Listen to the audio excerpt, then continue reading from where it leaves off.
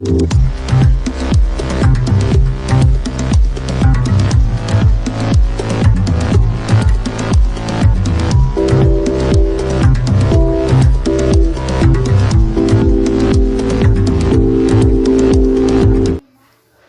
అండి.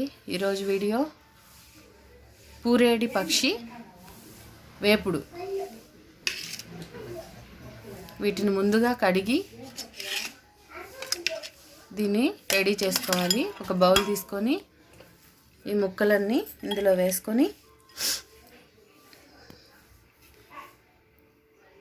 వీటిని మ్యారినేట్ చేసుకుందాం. ముందుగా కొంచెం సాల్ట్ వేసి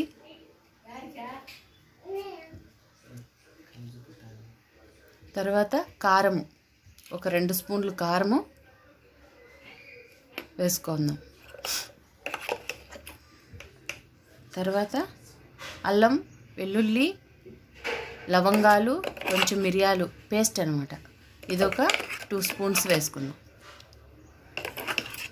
బాగుంటుందండి, ఇది ట్రై చేయండి దొరికితే మీకు. ఇప్పుడు కొంచెం కార్న్ఫ్లోర్ వేసుకుందాం.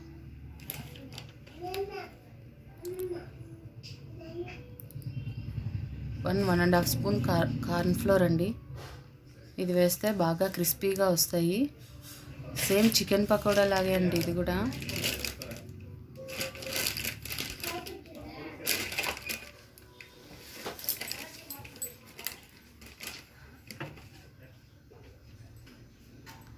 ఇది మైదా అండి,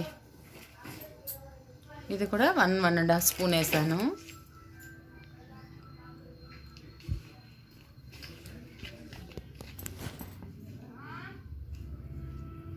కొంచెం ధనియాల పొడి కూడా వేసానండి.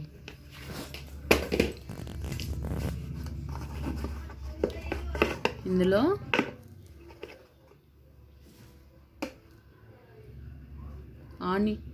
కొంచెము పసుపు కూడా యాడ్ చేసుకుందాం. కలర్ పౌడర్ వేసుకోవచ్చు, నేనైతే కలర్ పౌడర్ వాడలేదు, మీరు వాడేటట్టుంటే వాడుకోండి. కొంచెం గరం మసాలా పౌడర్ అండి, అది వేసాను. కొంచెం నువ్వులు కూడా రుచిగా ఉంటాయండి. కొంచెం సేమ్ ప్రాసెస్లో మీరు చికెన్ పకోడా ట్రై చేయండి, చాలా రుచిగా ఉంటుంది.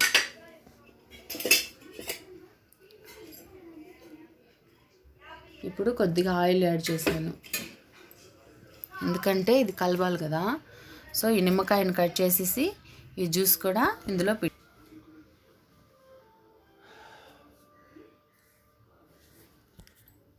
హాఫ్ నిమ్మకాయ అయితే సరిపోతుంది. నేనైతే కొంచెం ఎక్కువ బాగుంటుంది. చూడు లైట్ లాగా ఉంటుంది, లైట్స్ లాగా ఒక బల్బ్ లాగా గ్లాస్ ఉంటుంది కదా రెడీ. ఇప్పుడు ఇందులో కొత్తిమీర పుదీనా కడిగి తరిగి ఇందులో యాడ్ చేసుకుందాం. మధ్యలో తగులుతూ ఉంటే చాలా రుచిగా ఉంటుంది.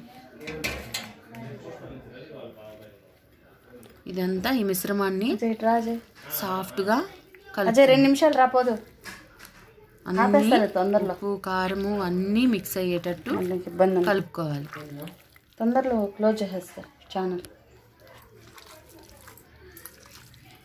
ఇది బాగా కలిపి ఒక 1 అవర్ కానీ హాఫ్ అన్ అవర్ కానీ అలాగే మూత పెట్టి ఫ్రిడ్జ్లో అయినా పెట్టుకోవచ్చు, బయట అయినా ఉంచేయచ్చు. అలా ఉంచేస్తే ఉప్పు కారము పులుపు అంతా నీట్గా ముక్కలకి పడుతుందన్నమాట. ఇంత పెద్దది చిన్నవి కట్ చేయమంటే చేయలేదే, పెద్ద కోళ్ళు ఉంటాయి కదా, అది వేరే. ప్రతిదాన్ని ఇలా కలుపుకొని అలా ప్రెస్ చేసినామంటే నీట్గా డ్రెస్ అవుతుంది. చెప్పేది బాయిలర్ కోడి ఫిష్ కూడా ఎలా చేసుకోవచ్చు అండి, చాలా బాగుంటుంది. అది చాలా మంది వెజ్ తినకుండా నాన్ వెజ్ తినేవాళ్ళు ఇలా చేసుకోవచ్చు. సో ఇప్పుడు స్టవ్ వెలిగించుకొని ప్యాన్ పెట్టుకొని ఆయిల్ వేడి చేసుకుందాం. డీప్ ఫ్రైకి సరిపడా ఆయిల్ అన్నమాట. ఒక్కొక్కటిగా ఇలా ఆయిల్లో మునిగేటట్టు నిదానంగా వేసుకోవాలి. ఫస్ట్ హై ఫ్లేమ్ పెట్టుకోండి, తర్వాత లో ఫ్లేమ్లో కాల్చుకోవాలి, ఎందుకంటే మాడిపోకుండా వస్తుంది. ఈవెన్గా కాలుతుందన్నమాట. ఏదో అండి నాకు తెలిసింది చెప్పాను, మీకు అందరికి కూడా ఇవన్నీ తెలిసే ఉంటాయి, అయినా చెప్తున్నాను.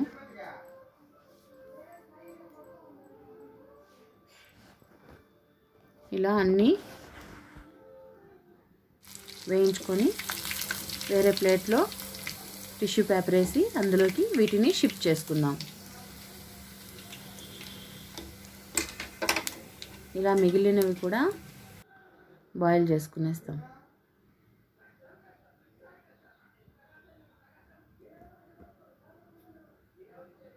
థ్యాంక్ యూ అండి. నా వీడియోస్ అన్నీ చూసే వాళ్ళకి వెరీ వెరీ వెరీ థ్యాంక్స్ అండి.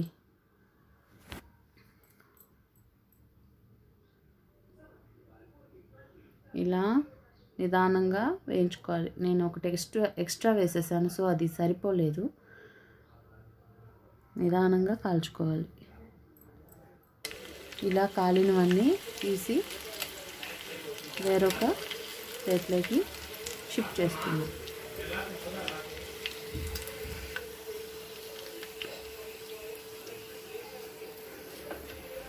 దీని కాంబినేషన్ అయితే నేను మిరియాల రసం పెట్టానండి. అన్నంలోకి చాలా బాగుంటుంది.